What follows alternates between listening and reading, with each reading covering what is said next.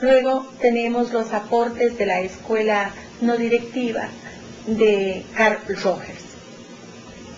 Carl Rogers nos plantea la pedagogía centrada en el alumno, que se denomina pedagogía no directiva. Esta escuela nos permite el desarrollo de las facultades y las energías modeladoras propias del educando. Y así cada educando toma la posición de sí mismo en un esfuerzo por la autoeducación. El aprendizaje significativo tiene lugar cuando el estudiante percibe su tema de estudio como importante para sus objetivos, lo que desarrolla a la vez la responsabilidad del alumno, y cuando este aprendizaje abarca la totalidad de la persona, el aprendizaje es profundo y a la vez es perdurable. Carl Rogers define a la educación como la capacitación para afrontar lo nuevo, en donde el maestro confía en las capacidades del alumno y lo ayuda.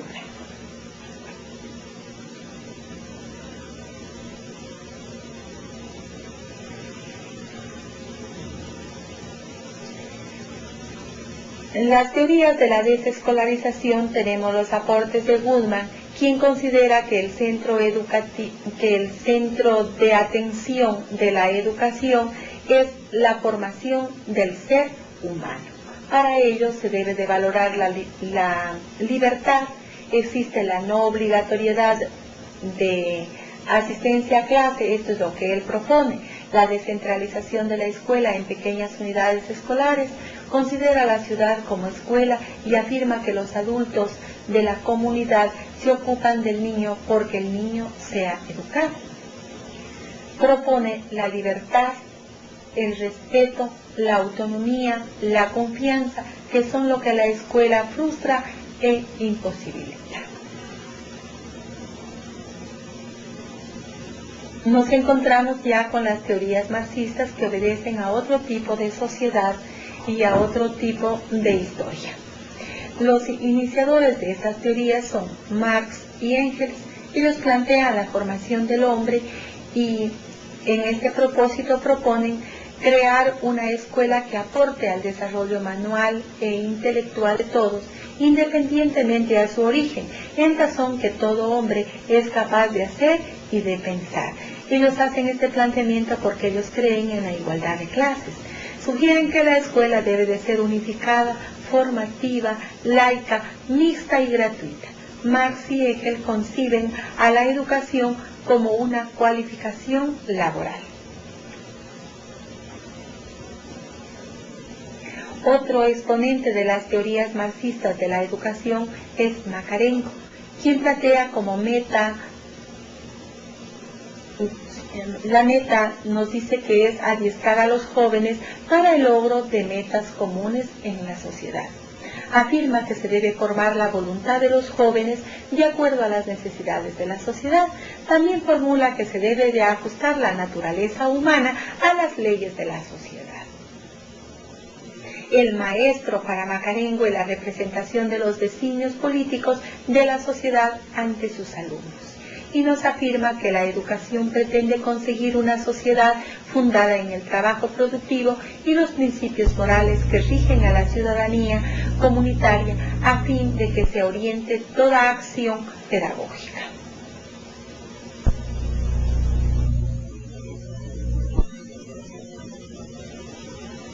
Tenemos las teorías personalistas y uno de los grandes exponentes es Paulo Freire.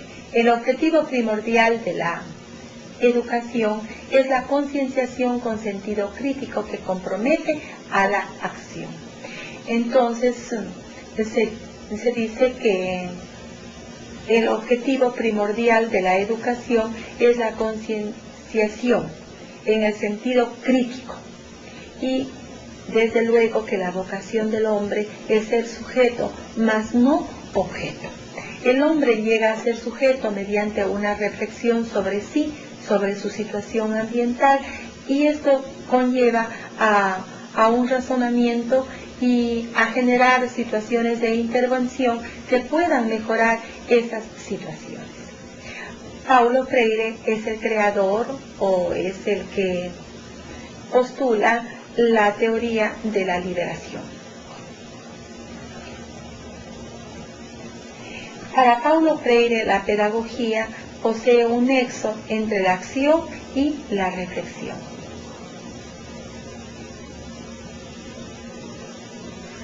Ahora bien, nosotros nos centraremos a ver qué es una teoría de la educación y cuál es el objetivo. La teoría de la educación es una teoría que conlleva a la práctica educativa. Es pragmática, por lo tanto, es útil. Se teoriza en educación para mejorar la propia educación. Por ello es uno de los objetivos de este módulo es lograr que los estudiantes logren esos procesos de reflexión y de análisis crítico para desde ahí analizar las diferentes situaciones de la acción educativa en nuestro país y desde ese conocimiento poder proponer o plantear algunas acciones que puedan mejorar la situación educativa.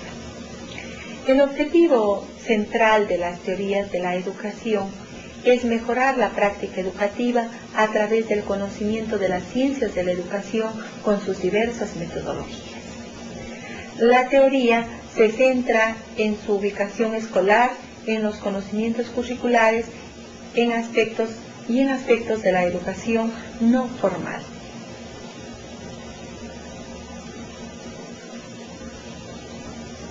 Cuando nosotros explicamos las teorías, de inmediato aparece la palabra paradigma. ¿Qué es el paradigma? El paradigma es la visión del mundo que posee un ser humano, es la visión de vida que se posee. Es una perspectiva general, es una forma de desmenuzar el mundo real. Representa una matriz disciplinaria que abarca generalizaciones, supuestos, valores y creencias. En conclusión, es una filosofía de la educación, el paradigma. Y muchas veces estos lineamientos, o en la mayoría de los casos, los lineamientos que nos ofrece un paradigma, se los asume en la práctica.